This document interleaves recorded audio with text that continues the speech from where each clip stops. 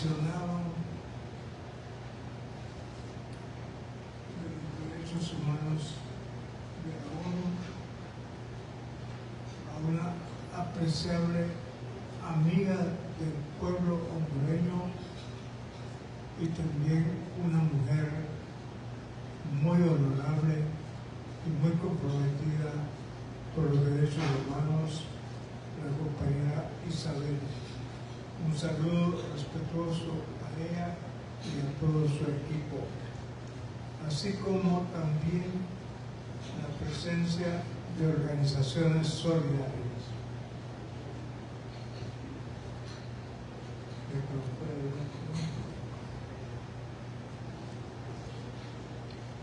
En primer lugar, claro que estamos muy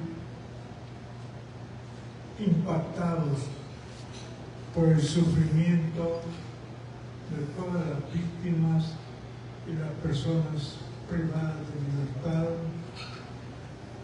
sobre todo cuando esto golpea la conciencia nacional e internacional. Vamos a ser muy claros en lo que queremos manifestar. Estamos, como dicen ahora las nuevas metodologías, estamos en una situación compleja, es decir, en la complejidad.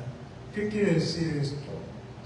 Que estamos en un estado de desequilibrio donde las líneas dinámicas son en realidad lineales, es decir, la idea que toma esa visión es lineal en el sentido de que no aparecen otros elementos y pareciera que el problema fuera un problema de cárceles. Yo quiero hacer un enfoque más integral, un enfoque que tome todas las variables, pero repartamos en primer lugar que las cárceles nunca deben estar en manos militares ni policiales. Es por una circunstancia que estamos en estas manos. Y la circunstancia es que este país es pisoteado en su soberanía por la presencia militar del Comando Sur y de representantes del Pentágono. No tenemos nada contra el pueblo de Estados Unidos. Ahí hay gente generosa, solidaria con este pueblo. Y lo vamos a demostrar por qué estamos diciendo esto. En segundo lugar, sabemos nosotros que una cosa es el Estado y otra cosa es el gobierno.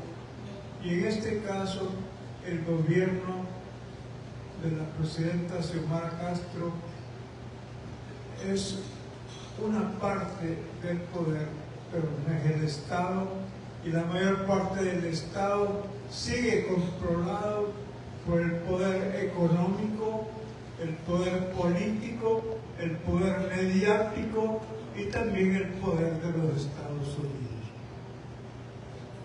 Clarificado esta situación, queremos decir que tenemos que ver la totalidad del problema. Aquí la verdad está en el todo y también hay que decir las cosas muy claritas. Hay algunas declaraciones que han surgido que son declaraciones que más bien recuerdan sobre todo el nazifascismo. Por ejemplo, las declaraciones del vecino de El Salvador, donde prácticamente se siente orgulloso por haber violado y asesinado a muchos jóvenes inocentes bajo el título de maras. No podemos decir que el problema del asesinato de mujeres. Como decía alguien, es un problema de dentro de las cárceles. ¿Cómo hacer problema dentro de las cárceles si introducen armas de calibre pesado? Una R5 para citar, explosivos, y luego están diciendo que la matanza se ha producido de mujeres y entre mujeres. O sea, que prácticamente quienes tienen el control de las armas en este país son las Fuerzas Armadas, son los responsables del control de las armas y desde luego los cuerpos policiales. Entonces, así vamos a ir aclarando la situación. Hay una cosa que me llama poderosamente la atención. ¿Por qué el Consejo Nacional de Anticorrupción nunca ha señalado que hay corrupción en las cárceles? Yo me pregunto por qué. ¿Y por qué ese Consejo de Anticorrupción, que tiene una cantidad significativa de organizaciones, han dicho: no hay que recordar la historia, la memoria de los asesinatos y de los crímenes horrendos, tortura en este país? No hay que recordar eso. Y los medios a cada rato dicen también lo mismo. Y también dicen que no hay que ideologizar. ¿Qué es ideologizar? Decir de que esto corresponde a una ideología, a una idea. No hay que discutir el problema. Y cuando dicen que no hay que historizar, nos están diciendo que olvidemos el asesinato impune de más de 20.000 jóvenes durante los últimos 12 años. Y que olvidemos totalmente las golpizas, el terror de este país, de hombres, mujeres, de todos los grupos humanos, que nos hagamos caso omiso. Que olvidemos la corrupción de miles de millones que han desaparecido y quieren que se recuperen en menos de 2 años. Yo pude escuchar atentamente la declaración del Consejo Anticorrupción y lo estamos emplazando, porque hay entidades como la Universidad Nacional Autónoma de Honduras, que fue una de las entidades donde se preparó lo que se llamó la sucesión constitucional, el golpe de Estado. Y ahí están sectores importantes de todas las categorías, pero ahí no está el pueblo, no están las clases subalternas, porque es muy caro para que una organización popular, sindical, juvenil, esté, porque se necesitan ahora más de 200.000 pesos para tener una personería jurídica. Es decir, al pueblo nunca se le consulta. Lo vemos en los medios, solo se consulta a asesores. Y yo me pregunto, estuve viendo la declaración del Consejo Anticorrupción. No estoy señalando a una persona. Si hay personas amenazadas, hay que protegerlas. Y tienen todo el derecho de protestar. Pero hay algo muy importante que me llamó la atención. En la declaración no hay documento jurídico. Y se supone que hay buenos abogados y que se gastan más de 20 millones en el Consejo Nacional Anticorrupción. No hay metodología científica, no hay una valoración si se trata o no de la verdad. Lo que había era un relato donde hablaba contra la presidenta. Y aquí quiero decir una cosa que es muy importante, porque hombres y mujeres que denigran a una persona y que dicen claramente que ella no es la presidenta, es una ofensa a la dignidad de las personas. Y nosotros nunca debemos de permitir que a ninguna mujer humilde se produzca esto. Entonces, veo, por ejemplo, también el silencio del Consejo de Anticorrupción en el caso de Guapinol, que tiene que ver con las mineras y que tiene que ver con el cambio de la tabla periódica de los elementos químicos, y en donde se llegó a decir que el hierro no es un metal. Es decir, eso es vergonzoso. Y luego, si vemos todo este problema, veamos el problema de la energía, que generó una situación de un escándalo nacional solamente porque se tocaron intereses de la empresa privada. Y se escandalizó más la situación cuando se dijo que algunas empresas tenían que pagar tributo. Vergonzosamente, nunca en un siglo han pagado tributo. Sin embargo, los pobres, los explotados de este país pagan tributo. Eso generó un estado increíble. Y hay otras cosas que nos llaman la atención. ¿Cómo están ocurriendo masacres? Todo esto tiene que estar conectado con una situación que hay que decirla claramente. El plan de un golpe de Estado donde están metidas las empresas transnacionales, los intereses para mantener tratados comerciales, militares, que mantienen el hambre de este país. Una cosa interesante es la masacre que han ocurrido. Son alrededor, allá está Guapinol, son alrededor de unas 200 personas que han asesinado grupos paramilitares, y porque la seguridad se hace de la vista gorda, y también hay batallones en esa zona, y sin embargo son alrededor de 200 personas. En Guapinol, la familia Oquerí de dirigentes fue asesinada. Otra cosa importante es la masacre que ha ocurrido en Choloma. Alrededor de 11 personas, y en este caso son dirigentes sindicales. Condenamos esa acción contra la clase obrera, pero no hay explicación.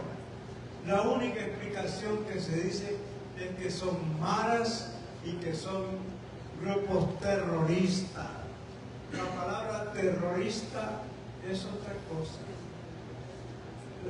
Yo quiero señalar, y no es que seamos tercos en eso, el caso de Keila Martínez, que fue asesinada en una posta policial, estando presente la policía, y fue considerada como homicidio y fue un femicidio.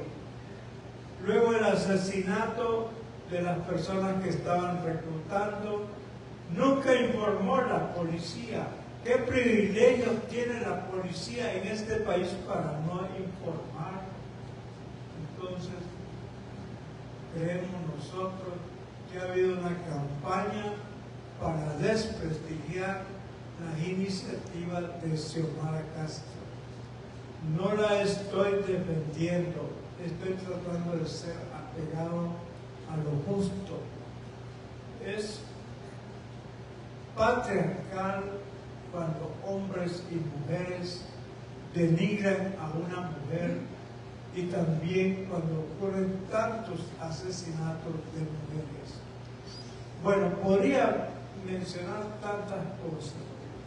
La conclusión de un análisis científico y técnico no cabe en esos informes. No hay credibilidad en el informe de anticorrupción. La única credibilidad que queda es que hay una alianza de sectores para ver cómo se gesta un golpe de Estado en este país. Necesitamos en realidad que haya una gran unidad en este país.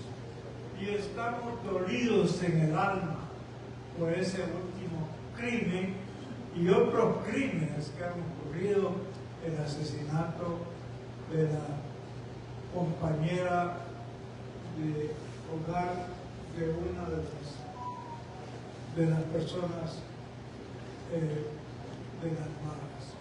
Ahora bien, ojalá que no imitemos el fascismo y que nos sintamos orgullosos de tener un presidente en El Salvador que ha violentado los derechos humanos.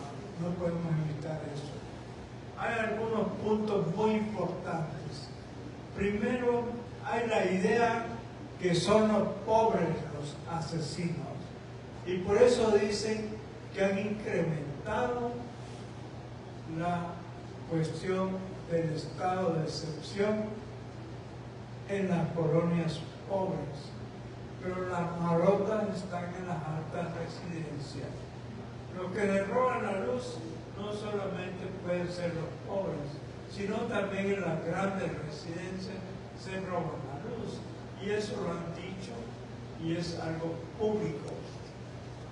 Pero quiero decir que en este país tenemos que tener el respeto a todas las creencias.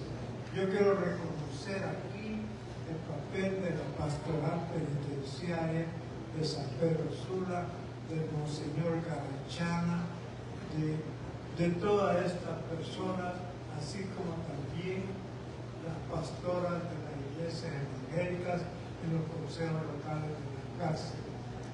Tenemos que unirnos, tenemos que defender los familiares de las personas privadas de libertad, pero una unidad de corazón. Yo, lógicamente, y no digo yo porque no me gusta la palabra yo, sino nosotros y nosotras, tenemos que tener mucho amor en esta lucha.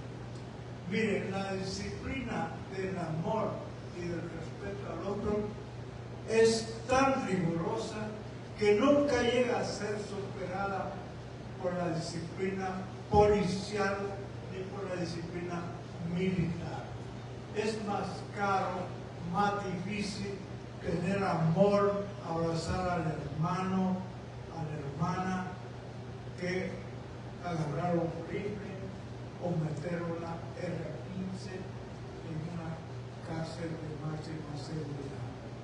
Hay un punto donde creemos que debe